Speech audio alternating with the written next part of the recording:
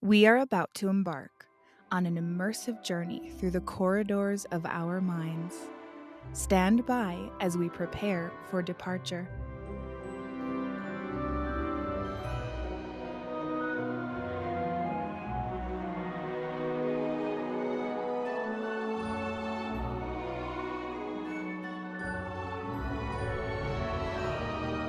Welcome aboard, everyone, to the Productivity with Peace of Mind podcast adventure. Our journey will begin in just a moment. Inhale deeply and exhale. Our voyage takes us on a captivating tour, diving deep into the intricate layers of our thoughts and imagination. Brace yourselves for the complexities of our evolution. For a safe and enjoyable journey, stay seated. Secure your helmet and protective goggles, and keep hands, feet, and legs inside while the ride is moving. Now relax and enjoy.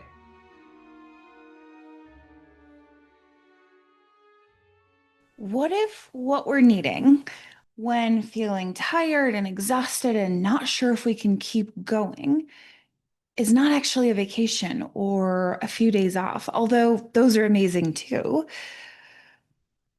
What if it's something completely against what feels intuitive?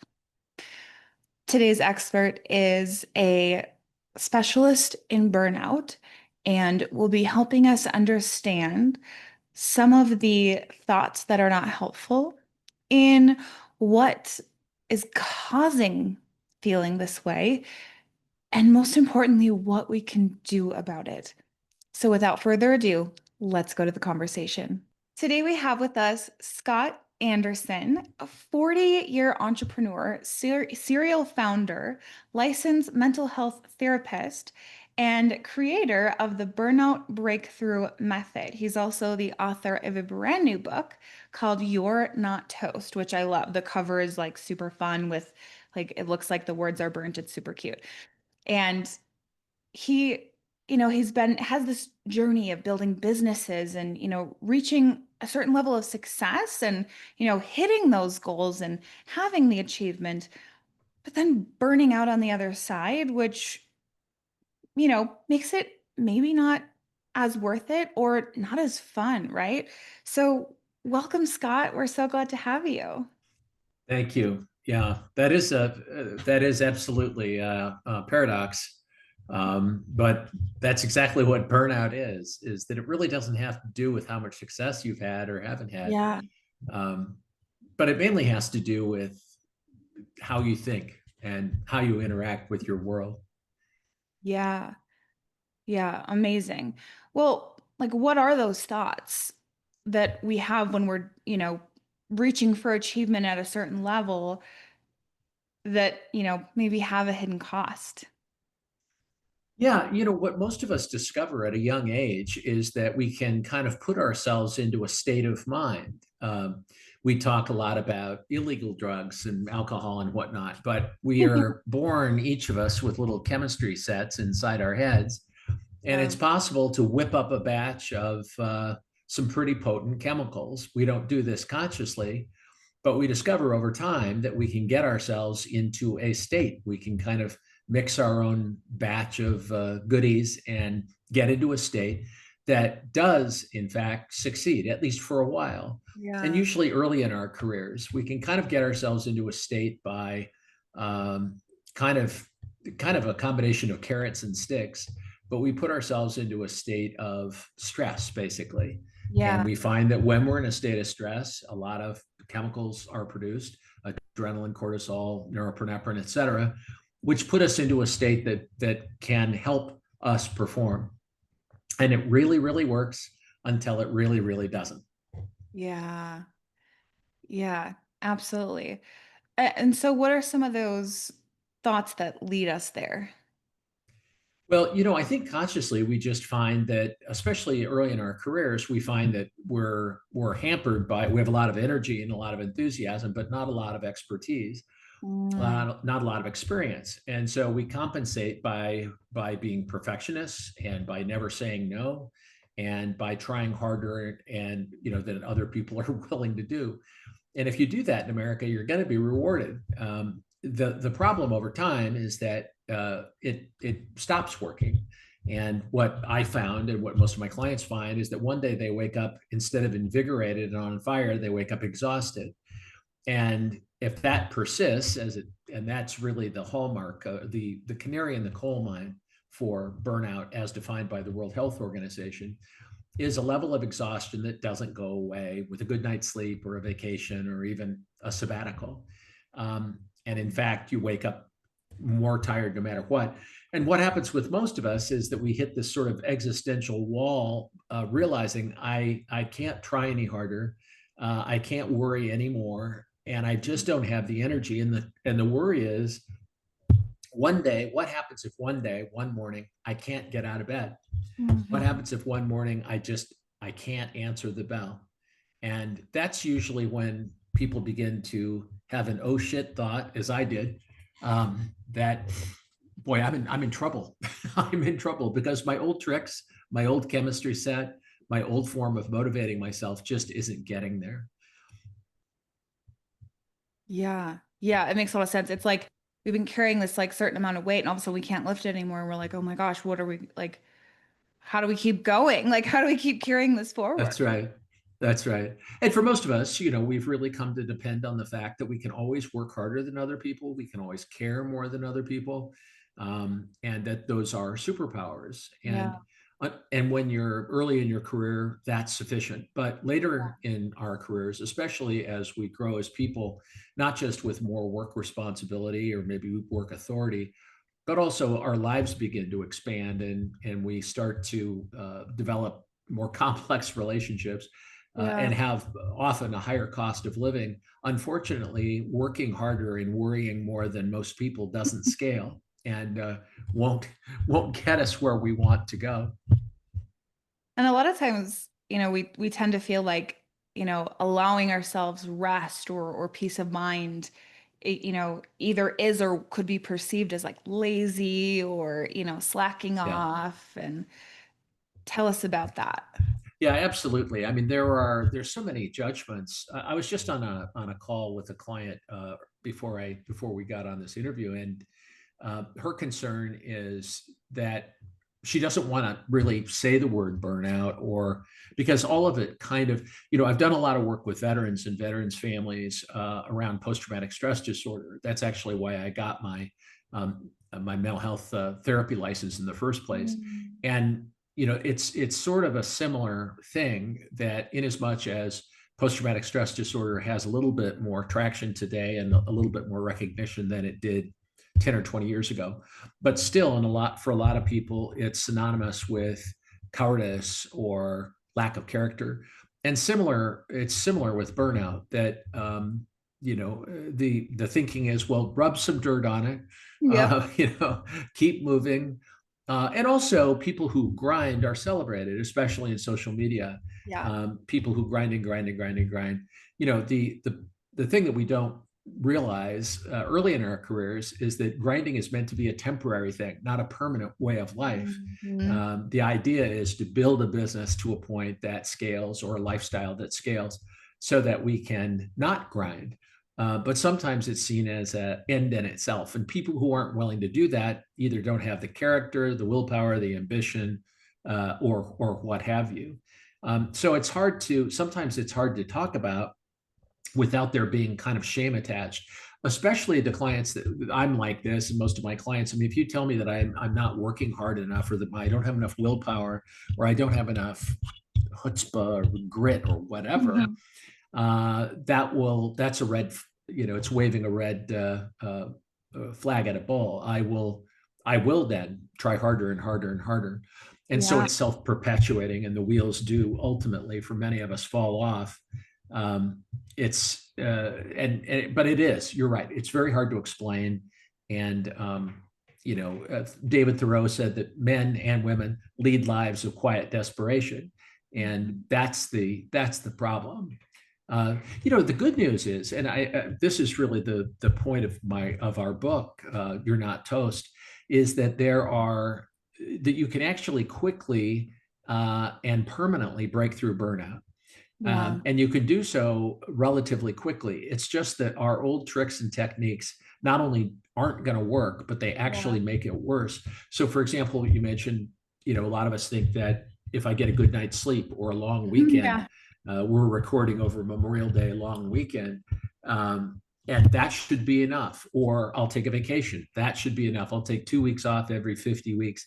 That should be enough. I've had clients who have taken 90-day and 6 month sabbaticals.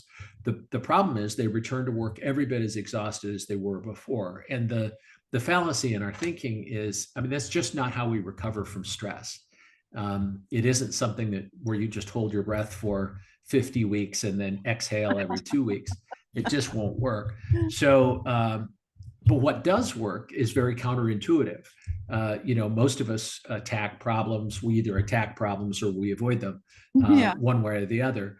What we won't allow ourselves to do, because it's so counterintuitive, is just to acknowledge the fact that I'm stressed, because it feels as if I do that, I'll be trapped and I won't be able to get out. If I actually look it in the eye, but in fact, that's exactly the way that we break through burnout, is by being willing to be with the truth, the indisputable truth that we are exhausted, that we are overwhelmed, and just allow it to be, even for a couple of seconds. A 5 second vacation, a mini vacation of 5 seconds, works Mhm. infinitely better than a 5 week vacation works.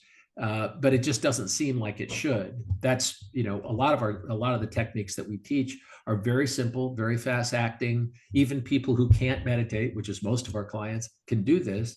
But it's just very counterintuitive Yeah. and hard to accept unless you're in a pretty desperate place. Yeah. And you had your own moment where you I weren't did. sure if you could keep going. Absolutely. Yeah, I've launched 10 businesses and sold 8. And one of the biggest ones that I sold 10 years ago was an advertising agency, and which is, by the way, a terrible business. So don't do that. If anybody's Mhm. listening, don't have an advertising agency. But if you are in that business, what I discovered was that I got to a point where I had that sort of, I call it a Groundhog's Day moment, like the funny Bill Murray movie, but it wasn't very funny for me. I'd wake up in the morning, the clock radio would go off at 6:30 every morning, and I just finally got to a point where I thought, I have to go to work. I've got 20 people whose paychecks I sign. I've got to go to work, but Yeah. I can't. I'm really afraid that I'm not going to be able to do it. And that was my sort of moment of truth, was really being afraid that, one day I'm just not going to get out of bed, and then the wheels are going to fall off. Similar thing that happened to me and so many of my clients is the feeling that uh, people can tell that I'm just mailing it in. I'm just, I'm on fumes. I show up, but they can see right through the fact that I'm only mailing it in at best. That's one of the symptoms that was really terrifying for me. And the other part of burnout, and I'll put a link to our online burnout assessment. You can take this quick assessment and know really where you stand very quickly. But one of the symptoms that the science of burnout describes, but most people don't get, is that there is a cynicism and a bitterness towards other people that creeps up very slowly. And we tend in burnout to attribute our symptoms to other people. We can attribute it to our colleagues, our work partners, our customers, our employees, our investors, even depending on where you are in business life, our families, our spouses, our children. And without being aware of it, there is this cynicism that starts, and it's kind of a born of isolation. The feeling is no one gets what I'm going through except me. I can't even explain it to myself. Um, Yeah. and and that's the kind of the jumping off point, or it was for me. Yeah. Um, but again, the good news, is that as desperate as I was, and most of my clients are at that sort of Groundhog Day moment, is Yeah. that you can really turn it around very quickly and systematically. But you have to be willing to do some things that don't require a lot of time and don't require a lot of effort, but they do require a little bit different mindset. And even if you don't have the mindset, they're so practical that if you just do them, it really doesn't matter your mindset. Yeah, that's so interesting because a lot of times we talk about how important the mindset is going into something, but you make a really good point that like sometimes if you just follow like a certain action or you follow a certain plan, maybe the right mindset follows. Yeah, that's exactly right. That's what actually happens here. It's behavior first and recovery second. Mm. So if you can take these very simple actions, proven by mountains and mountains of science, there's since 1982, there's been a mountain of research, although it's not very well known, about the what causes and what relieves burnout. But again, most of us, high performers, high achievers, whatever you want to call it, believe that there are basically two knobs we can adjust. We can work harder and we can worry more. And those things really work, again, until they don't. But if we're even willing to consider for a moment that there's another way, it's amazing how quickly things recover. One of the things that I sort of felt like was if I stopped working as much, then my results would go from A results or A plus results to, and my whole life would go to kind of a C plus life. And Yeah, I thought that's just not a trade off I'm willing to make. yeah. And like everything else, I thought that's also wrong. What I discovered is that life beyond burnout, that there is life beyond burnout, and that it's so much better than my best day, working harder and worrying more. The results are so much better beyond burnout, but I would never have expected it. In my own recovery, all I wanted was for the exhaustion to go away, and that maybe I could make it from there.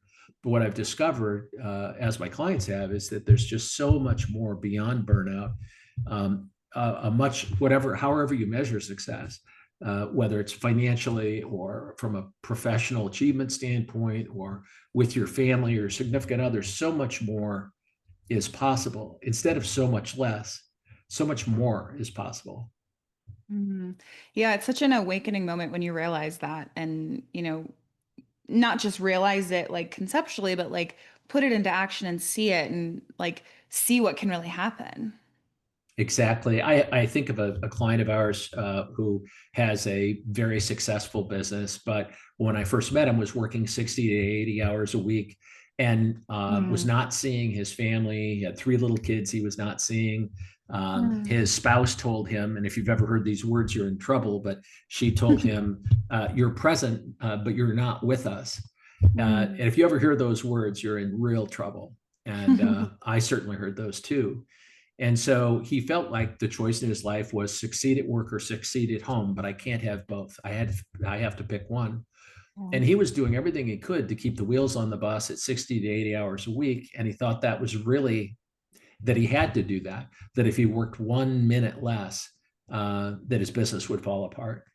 And in a very short amount of time, by following the practices that are contained in You're Not Toast, is that he was able to reduce his work week. Actually, now he's gone from 60 to 80, now down to like 2.5 days a week tops. He takes vacations whenever he wants, and he never used to be able to take any. And his business doubled in the first year. So the illusion is, well, if I don't do all the things that have gotten me to this place, that Mhm. all that's available to me is a very mediocre life at work and at home. But again, the opposite is true. We see this in case after case, that not only do you get your mental health back and your physical health back, and relationships begin to revive, but however it is you measure success, uh, begins to really open up, and that there's so much more available. But we have to start scaling our lives in a way that makes sense, instead of kind of living in the with the philosophy that got us from early in career, got us to initial success. We really have to be willing to drop that, and that's most of our clients are business owners, and they're very superstitious. They don't want to drop, this worked for me, this is my magic wand. Are you crazy? Why would I ever stop using it? Yeah, another one of those beliefs and behaviors that, or magic wands, if you will, that can get us into these situations that you and I talked about before this episode was this idea of like kind of like people pleasing and just saying yes to everything and, over delivering and Yes. then putting our own needs aside as well. Right. Right. And, I mean, again, it works, pardon me, it works for a while Mhm. until it doesn't work. Yeah. And, because it did work, that's really the curse of this magic wand, is that it did work. And Hmm. it isn't that it didn't, it really does. It's just that it's not working now. And, many of us get superstitious or sometimes just really terrified that if I stop doing what I'm doing, that my children would starve. Mm. I was talking to a client earlier. I mean, and going back to your question about what are those thoughts, one of the thoughts that got me out of bed in the morning, very early in the morning and working all day, was this thought, and I maybe picked it up from parents or grandparents, but it had something to do with this image of being broke and living under a bridge and my children starving. And it's a crazy thought. I must have picked it up. I must have overheard it when I was a little kid or something, but it Yeah. really got me moving. And the problem is that it really, really works until ultimately it causes way more damage than it does benefit. And we have to switch. If we're not going to depend on toxic, scary thoughts like that, then what are we going to base our lives on? And that's the switch really in burnout breakthrough, is to switch from these old ideas to ideas that actually work, and to take a new look at our lives and think about, what do we really love? What are our values, not in the sense of morality, but our values in terms of the guiding principles we want to bet our lives on. And when we start to make that shift, which is one of the kind of the turning points in our program, we put our lives on a completely different basis, and things really begin to change. That's so cool. So through all of your years of, your own experience, your clinical experience, and then now coaching, what does actually work? Yeah, well, to begin with, one of the most important recognitions is that burnout is technically, according to the World Health Organization and all of the research that's been done, burnout is what happens to us when we live in unrelieved stress for a long time. And some of our clients have actually worked in toxic environments that are unfair, racist, misogynistic, or whatever. And if you're in a situation like that, then you should run away screaming. But most of our clients, if they're honest with themselves, begin to realize that they're causing their own burnout. And it's because of just holding on so tightly to this magic wand, which is stop working. Mhm. And so, the first thing that we begin to realize is that there is another way to recover from stress. Stress has about a 90-second cycle. Even if you're about to get, if you just miss a car accident, if you just steer out of the way of a terrible car accident, there will be a 90-second reaction where adrenaline, cortisol, norepinephrine, et cetera, slow down time, heighten your reflexes, and allow you to steer out of trouble. Mhm. But that cycle has a beginning, middle, and an end, and it's about 90 seconds. But what most of us do is we try to maintain that state indefinitely. Mhm. It's in post-traumatic stress language, we refer to as hypervigilance. We Yeah. try to maintain that edge at all times, mistakenly thinking that that's what's required. But even if you think about athletes like Michael Jordan, who talk about being in the zone, and the guy who you want to have the ball in double overtime when one shot makes the difference is Michael Jordan, because he will be in that state where the hoop looks like it's 3 times larger than it does to anybody else. But Michael Jordan is in that state 24/7. Right. What he understands is how to get into that state. And that's really what our program is about. It's not that you can't reach a flow state, you can, but it's not something that you need 24 hours a day. And that's the basic misunderstanding. So to begin with, we help people understand you can go through a 90-second cycle of stress. If you notice when you're stressed, in fact, I'll put a link in the show notes if you want, but we have a technique called the R&R technique that's a 5-second vacation. And it's the alternative for people who can't meditate or won't meditate, which is 95% of our clients. But it's a 5-second mini vacation that allows you to just notice that you're stressed, and with a very quick breathing practice, let it go. And Mm. it's not about figuring it out. It's really about just noticing that you're stressed, finding it in your body, and letting it go. And anybody can do this. And in the beginning, this is all I had. It was the first thing I stumbled into. But that's really the beginning of getting your energy back and being able to decide whether you're going to be in a stressed out state or not. You have the freedom to choose how you want to be versus the superstition of I have to be in this state 24/7. Yeah. Yeah, that's amazing. And it's so funny because like I can imagine even in myself like thinking like, oh, like what's 5 seconds gonna really do? But it's amazing when you Yeah, actually apply those kind of things and you can just downregulate and reset, like how much right. better it feels to just, continue on with your day. And with me and with a lot of our clients in the beginning, they think I can't take 5 seconds. I mean, it sounds so Yeah. silly to say it out loud, Yeah. but if Yeah. I even take 5 seconds away, even Mhm. 5 seconds, the wheels will fall off the bus. And this is where burnout is, and people hate to hear this, but the science is really behind this, is a form of addiction. Again, going back to our own chemistry sets, we get addicted to this idea that if I'm hyper vigilant and I am in a hyper stress state, basically all the time, that I'm safe. And it really takes reaching that Groundhog Day moment of realizing, oh shit, I'm not as safe as I thought. I may lose everything. Sometimes it takes that to kind of help us see that this is not working. Absolutely. There's another one that you talked about, the GPS system for making decisions. Yes. Can you tell us about that one? Sure. Yeah, that's the sort of the first three modules. It's a 9 module program. The first three are about getting your energy back and about giving Mm, you a way to release stress in the moment as you experience it. yeah. And it's sort of a knack like riding a bike, but if you're persistent in a couple of days, you'll learn how to do it. It's amazingly effective. So we have a number of techniques that go to that, but it's about getting your energy back and also beginning to get your confidence back that you don't have to be bullied by thoughts and emotions into living a life that's killing you. There is another way to live. So, and that other way to live is the next three steps in this module or next three modules in this process. And the question is, well, if stress doesn't drive my life, then how am I going to be motivated? Because the Yeah. fear is I just won't get out of bed if I don't have this motivation. Yeah. And so that's what the guiding principle system is all about, or GPS.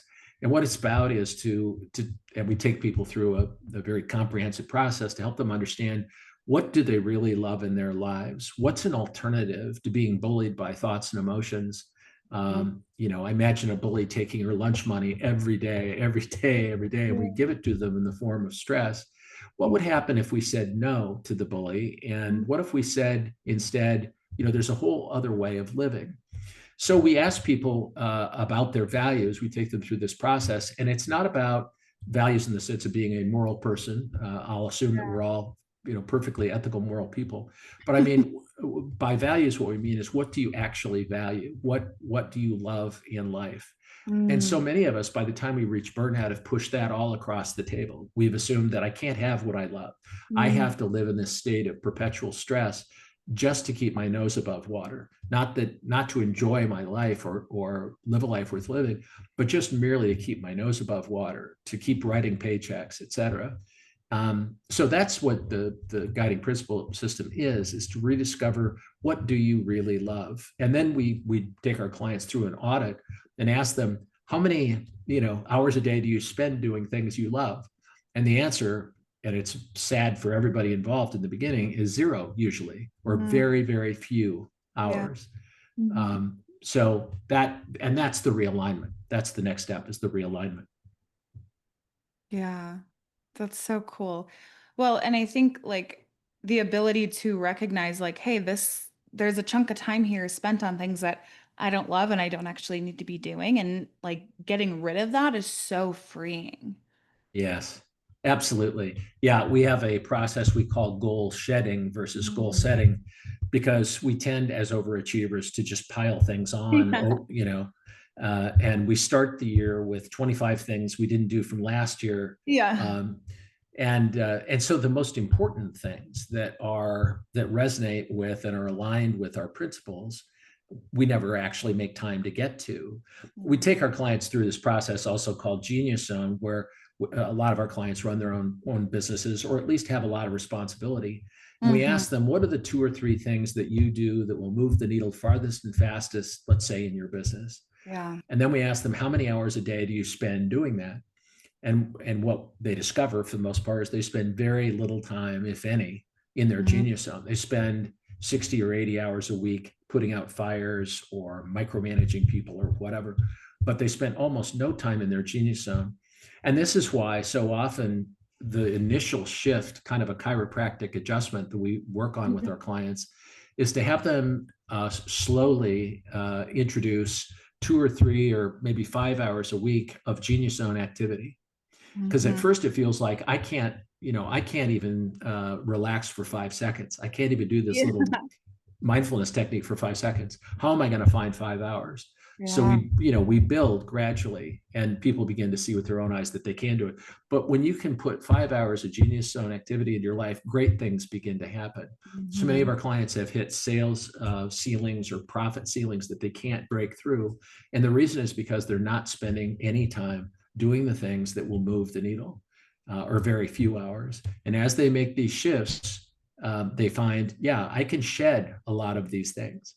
There's really only 2 or 3 things I need to be doing. And almost everything else I can reassign or shed entirely to people and systems that can do it better, faster, and cheaper than I can. Mm-hmm. Absolutely. Well, that's so incredible. So, of all the things that you shared today, like from, ways of thinking to, tangible, tactical things that we can try, what is the one thing after this episode, once they're done listening? Well, I guess the main thing that I didn't have when I began my own journey 10 years ago, trying to get out of burnout, is I just didn't think there was any hope. I couldn't see Mm. a way other than continuing to work 60 or 80 hours a week Yeah. and really not have a life worth living. So I guess the main thing I'd stress with people is that there really is hope, and Mm. that you can turn this around amazingly quickly and permanently, Yeah. by doing some very practical things, not things that you can easily do. They're counterintuitive. They're not, and that kind of gave me hope in the beginning, because I'd done all the intuitive things. And when I Yeah. realized these things were counterintuitive, I thought, well, maybe they'll work, because I was willing to stand in my head in the middle of the street if that would help. So the main thing is there is hope. Um, the other thing that I leave with people is that we offer a kind of first aid for burnout, with a free call called fastfixcall.com. We're not selling anything. All we're doing is giving people, listening a little bit to their symptoms and giving them things they can implement today. Because it really starts with a small intervention right this minute. But you could start turning this whole thing around right now. And Mm. none of the things that are clinically proven to work are impossible to do. They're really not. And you don't even have to believe that they will work. That's not required. All you have to do is just take a shot at it. Mm. And so, yeah, we'd invite people to go to Fast Fix Call, and you'll get some immediate help. That's amazing. Thank you so much for that. And I think, just to reiterate that is like you don't have to believe something new yet. All you have to do is just give it a shot, like you said. And I think that Right. that's such a cool way to get started of like, oh, well, let's just see, like, let's make it an Yeah. experiment. Exactly. Yeah. And for most of us, what have we got to lose? I mean, if I had a Yeah. better idea, I'd be living it, but Yeah. I don't. Right. Absolutely. Well, awesome. Thank you so much. And we'll make sure that My those links pleasure. in the show notes below. And we just really appreciate your time with us today, Scott. Lindsay, I really love your program and what you're doing. This is such important work. Thank you very much. Thank you. Thank you for braving the inside of your mind with me. The better we understand ourselves, the more deeply we understand the world, and as our awareness grows, life just gets better and better. If you've enjoyed this episode, please take a moment to leave a review and share this with anyone else you think could benefit from listening. A quick reminder that the content shared in this podcast is for informational purposes only. I am not a licensed therapist, and the discussions here are not a substitute for professional advice. If you're dealing with a specific issue or need personalized guidance, please consult with a qualified professional. Your well-being is important, and this podcast is simply a platform for sharing insights and experiences. I appreciate you spending this time with me. Until next time.